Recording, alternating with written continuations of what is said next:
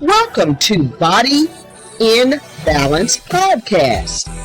I am your host, Charlotte Johnson, the certified licensed physician assistant, sent here to kick some knowledge your way once a week for the purpose of educating, informing, and enlightening this audience concerning physical, spiritual, and emotional aspects of our bodies in relation to our Creator, the one, the only, the true and living God. He is the King of Kings and the Lord of Lords. Let us give it up for Yahweh.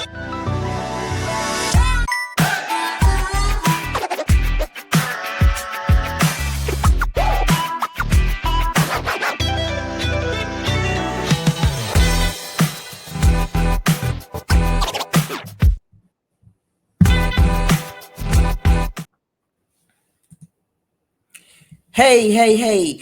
I'm excited today. Today is going to be an excellent episode, and we're going to be talking to finish up on how allergies affect the body. We're going to be talking about the largest organ of the body, and that is our skin. We're going to do a little bit of some introduction about how the skin works. And then we'll talk about how the three types of allergy issues that you can have. One is atopic dermatitis. Atopic dermatitis, which is better known as eczema. Then there's contact dermatitis, which we all know when we work in our yard and grab a hold of some real pretty leaf that happens to be poison oak or the poison ivy. And then we're going to talk about urticaria.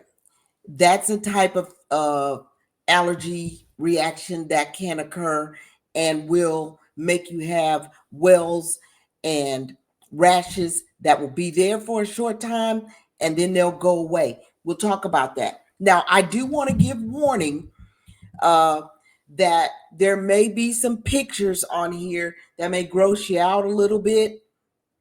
But if you hang with me, I guess you can get up and go get some coffee then, or take a snack break.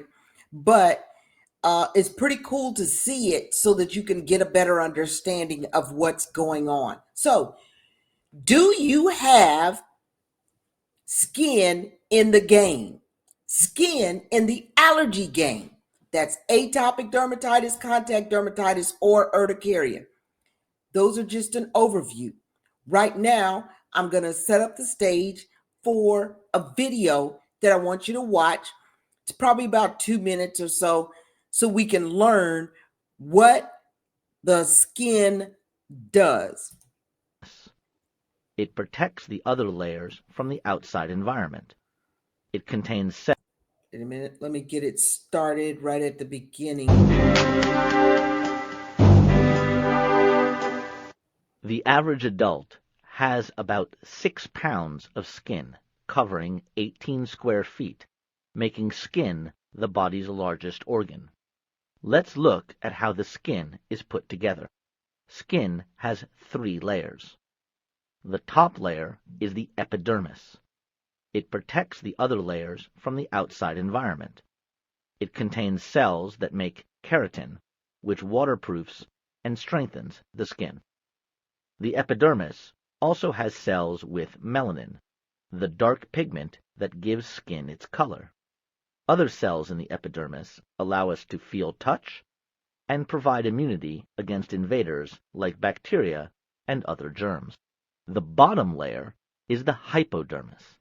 It contains fat cells, or adipose tissue, that insulate the body and help conserve heat. Between the epidermis and hypodermis is the dermis. It contains cells that give skin strength, support, and flexibility. As we age, cells in the dermis lose their strength and flexibility, causing the skin to lose its youthful appearance. The dermis has sensory receptors that allow the body to receive stimulation from the outside and feel pressure, pain, and temperature. A network of blood vessels provide the skin with nutrients and remove waste products. Sebaceous glands produce oil that keeps the skin from drying out. Oil from the sebaceous glands also helps to soften hair and to kill bacteria in the pores of the skin. These glands cover the whole body, except for the palms of the hands and the soles of the feet.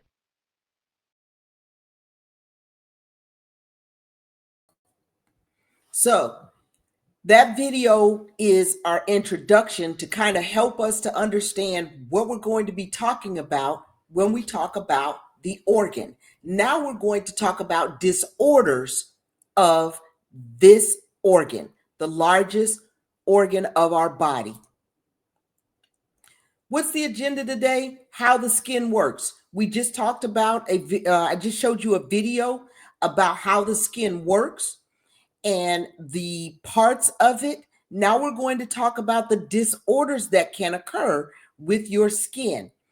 There can be atopic dermatitis, which is eczema, contact dermatitis, which is if you touch something, the word contact meaning to touch, if you touch something that you are allergic to, then your body's immune system, as we've talked about throughout these last 9 weeks, this is now week 10 of these 10 weeks, about how your immune system can go crazy when there's an allergic reaction.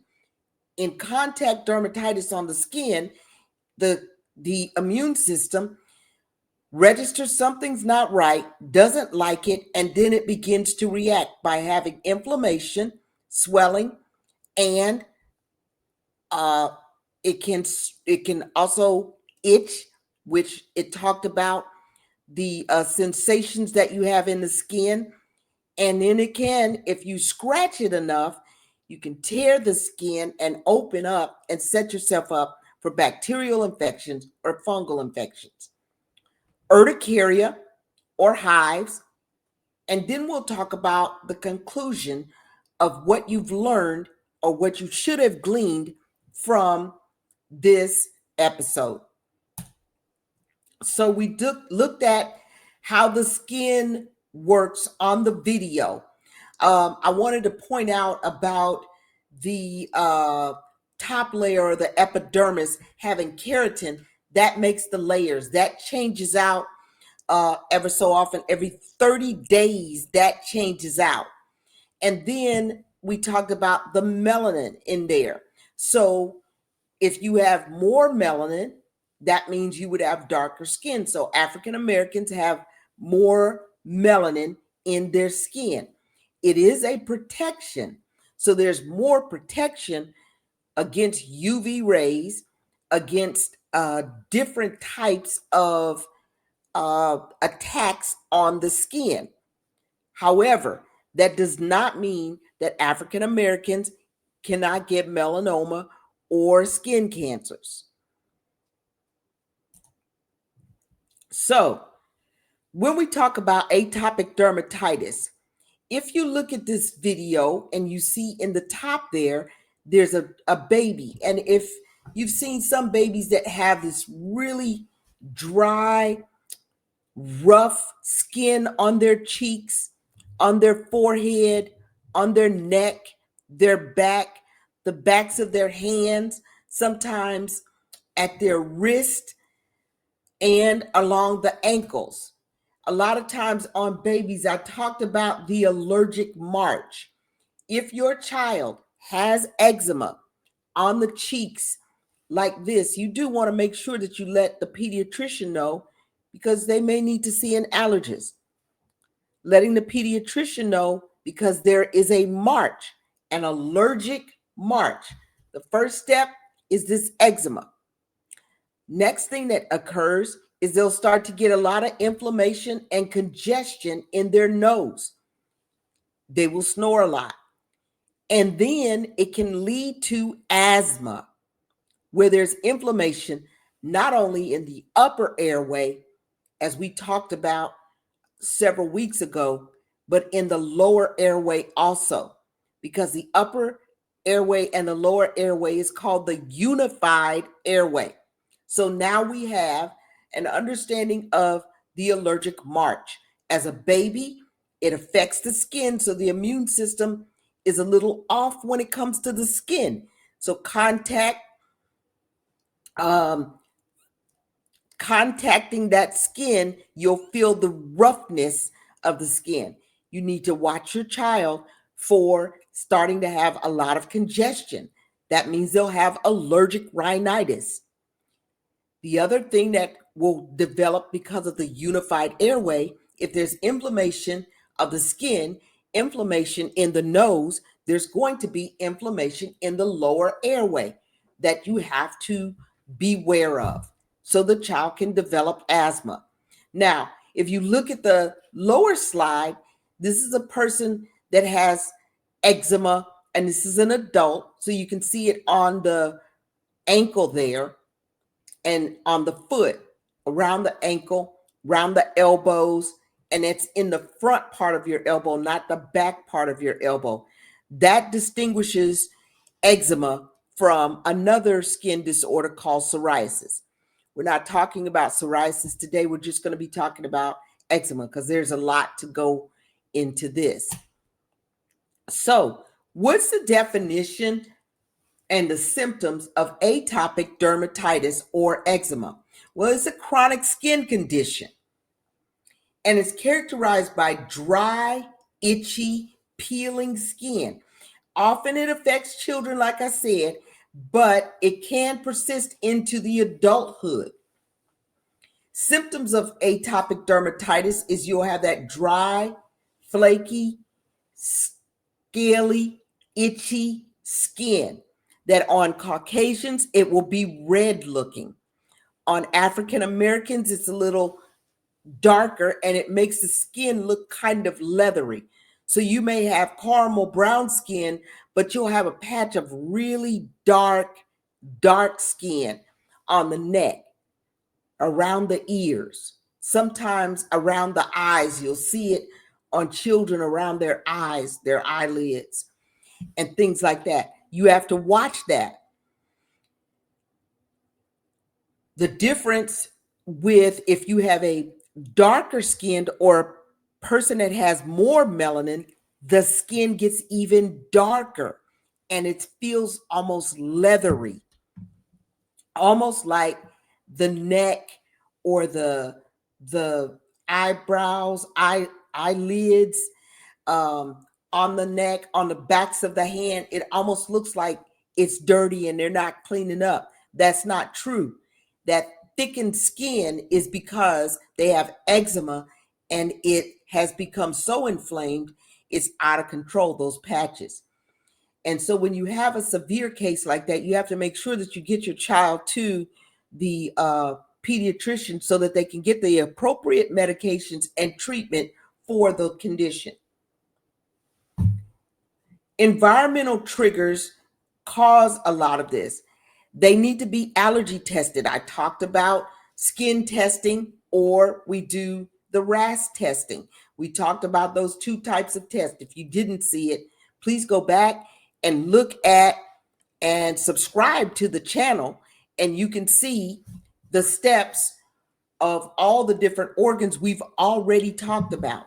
So environmental factors such as allergens, temperature changes can do it. When it's really cold, the air dries out, and then the skin can dry out and you can develop eczema. Irritants like wool clothing and things like that can cause atopic dermatitis to flare up. You'll have wool clothing more in the wintertime. So that's when you can have the problem. All right. So causes and risk factors.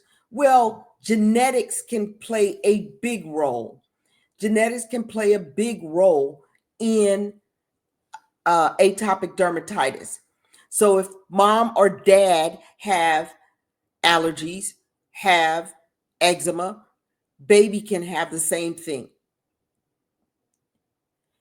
Immune deficiency or dysfunctions can cause the problem of atopic dermatitis. It's actually the main cause of it is because the immune system is not functioning like it's supposed to, and it hyperreacts to and becomes extremely sensitive to different things. Environmental triggers such as allergens, it just depends on what you eat or drink or touch. If there is a lot of pollen out, that kind of thing, those are important to know about. Family history, you need to know about family history. If grandma and grandpa had problems with their skin, this is leading to the genetic part that we were talking about, then the children can have the same thing. Now, how do you take care of it? Treatment and management for this is moisturizing. Put moisture on the skin. So you want to use things like emollients that hold and will stimulate. You saw the sebaceous glands. You have to make sure that those are stimulated so that you can maintain moisture. Regular moisturizing is essential for managing atopic dermatitis. It helps to keep the skin hydrated and to set up that barrier, because if you don't have that and the skin dries out, it breaks. And if it breaks, we talked about in one of the episodes, hand washing and things like that. If you hand wash a lot, and you have to, especially if you are in a healthcare field or you work in food, you need to wash your hands. Thank you. If you're doing that like you're supposed to, your hands will dry out because of those chemicals in the soaps. So you need to not only wash the hands, use Purell, or use any of the alcohol-based cleaning agents for your hands. You need to put lotion on. You need to put some type of oil on, Vaseline, something like that, that will help to maintain your barrier. Because when the skin breaks, now you make yourself susceptible to infections. The other thing you can use is topical steroids. Topical steroids are commonly prescribed by providers. Now, you can get topical steroids such as hydrocortisone cream or hydrocortisone ointment, but I suggest you ask your doctor what's the most important or what's the type that you can use. Don't use strong steroids on the skin, on the face. You can put it on the skin of your face. You don't want to use anything more than the hydrocortisone cream or ointment that is on the counter. And you only do that no more than 10 days, because then you'll start to thin out your skin and you will make more problems. All right. Avoiding triggers. You want to identify the triggers that cause your atopic dermatitis. If rolling around in the grass is something that causes your child to have more eczema, then you don't really want them to do that. It's hard to tell little boys not to, but you have to just kind of control that as much as possible. Systemic treatments, in severe cases, dermatology, you really need to see a dermatologist. I work in ENT. I also do allergy, but dermatology will help you most with these problems. I try to make sure that, and when you see a dermatologist, if you're African American, you may want to find you a dermatologist that understands our skin. It's different. There's some different things. There's a different look.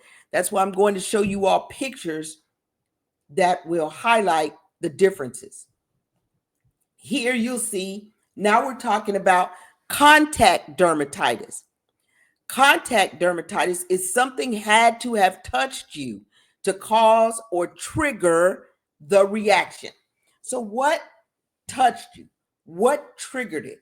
Well, if you look at here, it could have been the first one that you see, could have been mosquito bite. Mosquito bites can do this. The other thing, this one where there's the hands there, gloves.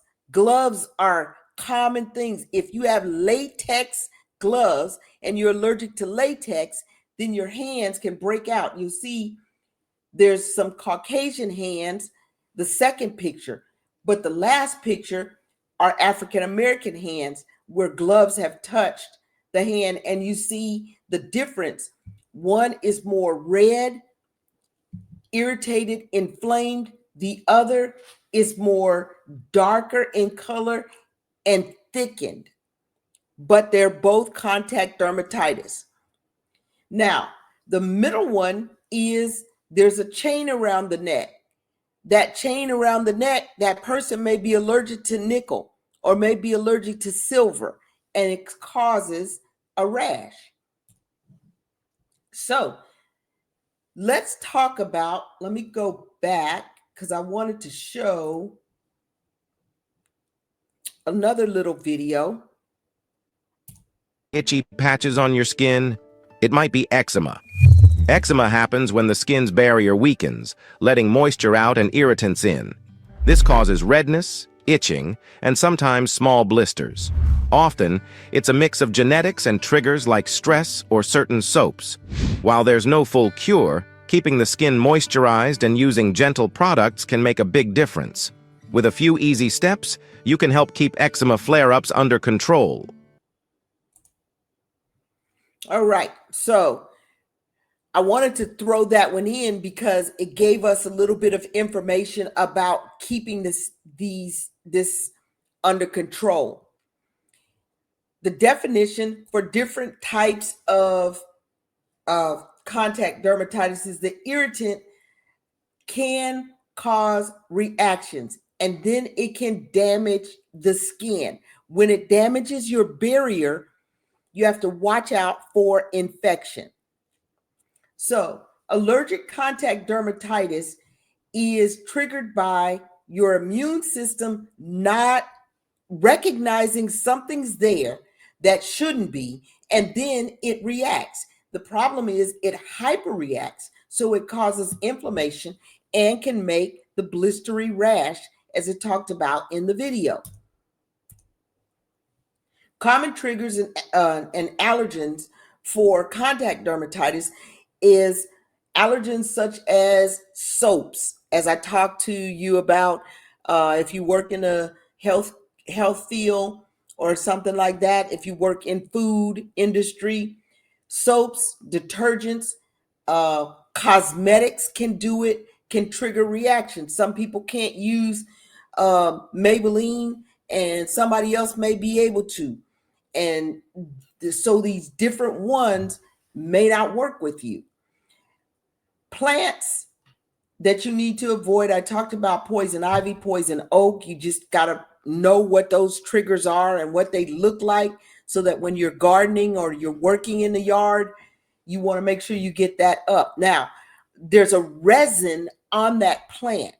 So when you touch anything that has that resin on there, you're going to have the issue.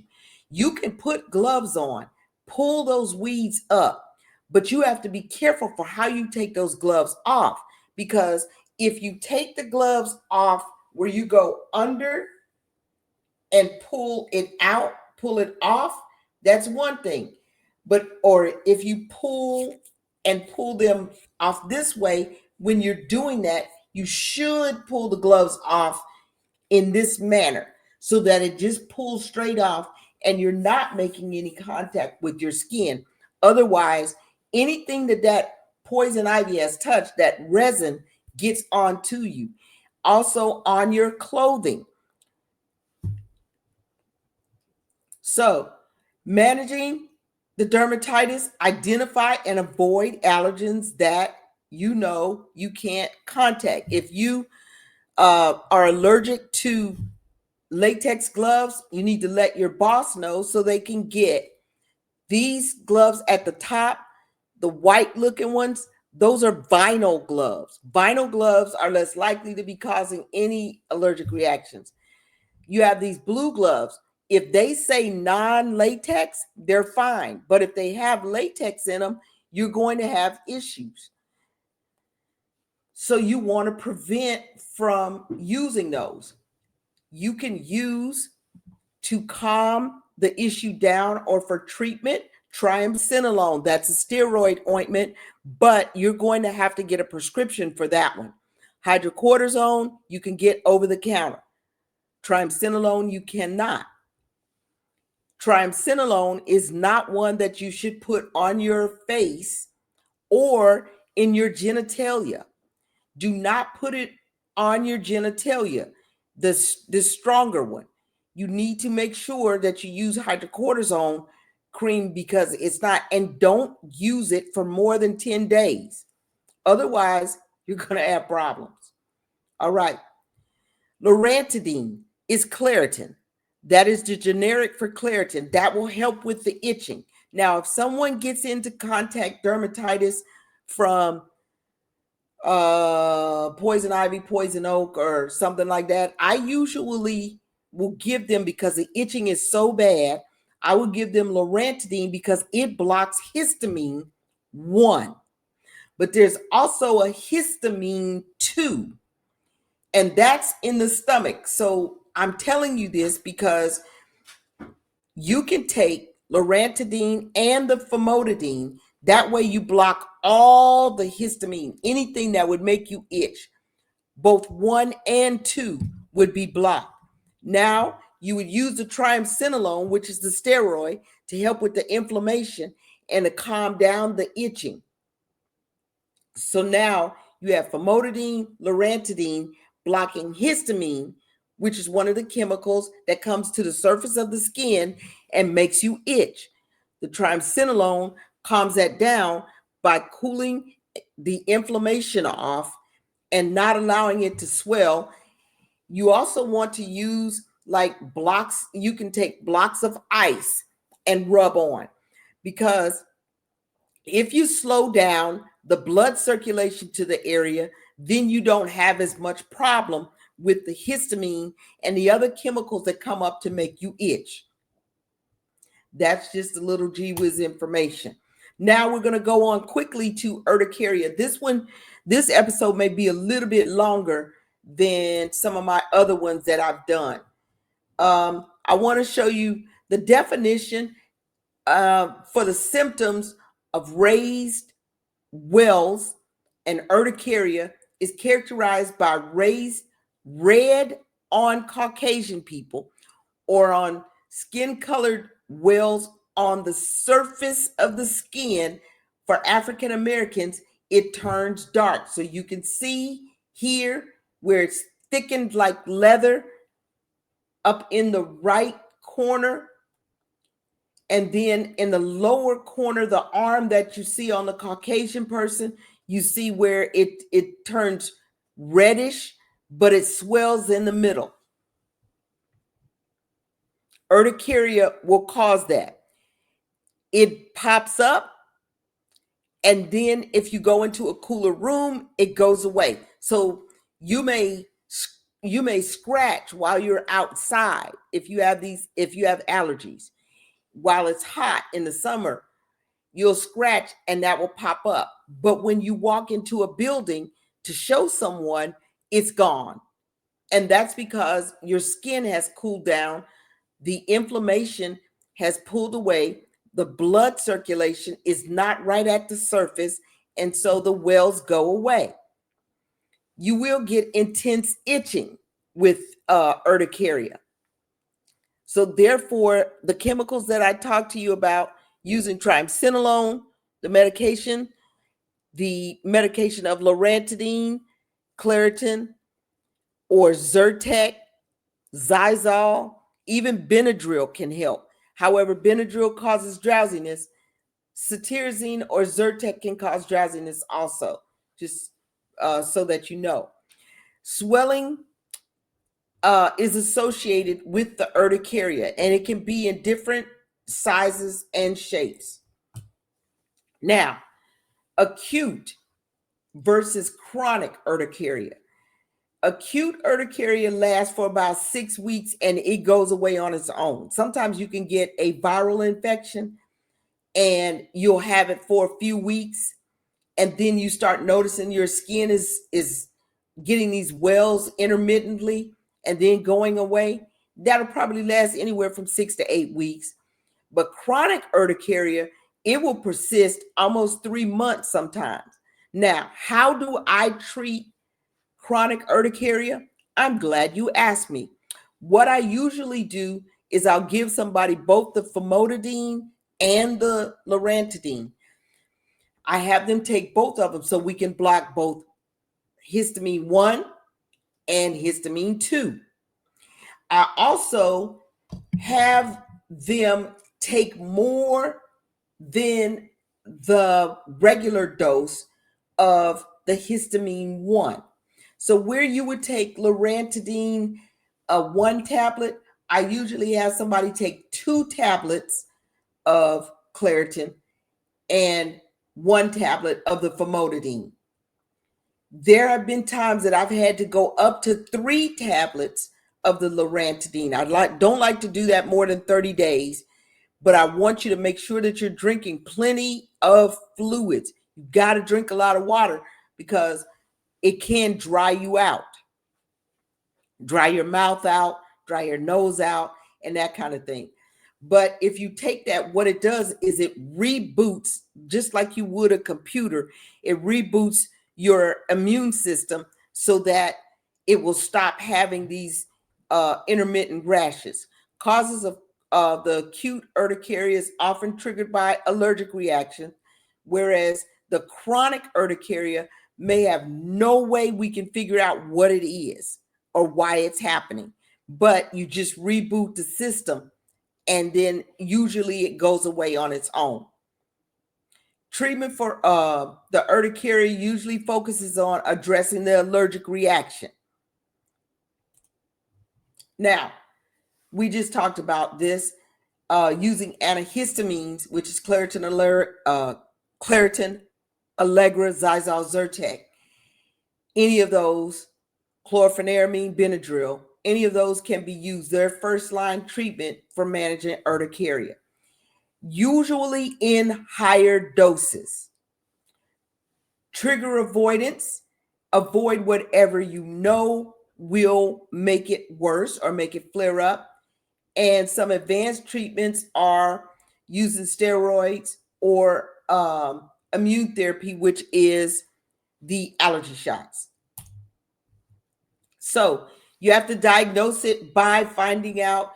You get a really good clinical history. So that would be on my part or your provider's part. And they need to make sure that they get a good history from you, because that's important to know what you came in contact with. If every time you put your watch on, then we know you might have a problem with nickel. If every time you put your necklace on, if every time you're using a certain type of glove or you touch rubber and you get a reaction, then we know. So you can do patch testing, and the history is very important. So in conclusion, this one ran a little bit tight, but I just want, and I don't like to keep you all longer than maybe 30 minutes, 35 minutes, but there was a lot of juicy information in here to talk about these 3 allergic reactions which affect the skin. Understanding skin conditions, a clear understanding of atopic dermatitis versus contact dermatitis or urticaria is crucial for the appropriate treatment. The importance of symptom awareness. You need to know what you're allergic to. You need to know what the symptoms are, how things are coming up, because that is how you can help to figure out what you need to be treated with. Actually, who you need to see. Do you need to see an allergist? Do you need to see a dermatologist? Do you need to see your regular doctor? Sometimes your regular doctor can help you out with it. And if it's not working out, you need to push them to send you to one of these specialists. Identifying triggers is essential, and that's by doing the RAS testing or the skin testing. Most regular doctors can order the RAS testing because it's just blood, but you need a specialist, an allergist, an ENT to do the allergy testing for you. There was a lot in this lesson today, and I tried to give you as much as possible and show you pictures. Hopefully this will be helpful to you and you have gleaned some exciting things. I look forward to seeing you all next week when we're going to talk about ears. We're going to talk about ears. We're going to talk about itching ears. Itching ears usually means you picking up on some gossip or somebody's gossiping about you. But we're going to talk about itching ears and how the eczema can affect it, how wax is affected, and how you get your ears cleaned out. All right? It's going to be fun. Maybe a little gross for some people, but some people will enjoy it. I look forward to seeing you next week here on Body in Balance. Hopefully, your horizons have been enlightening.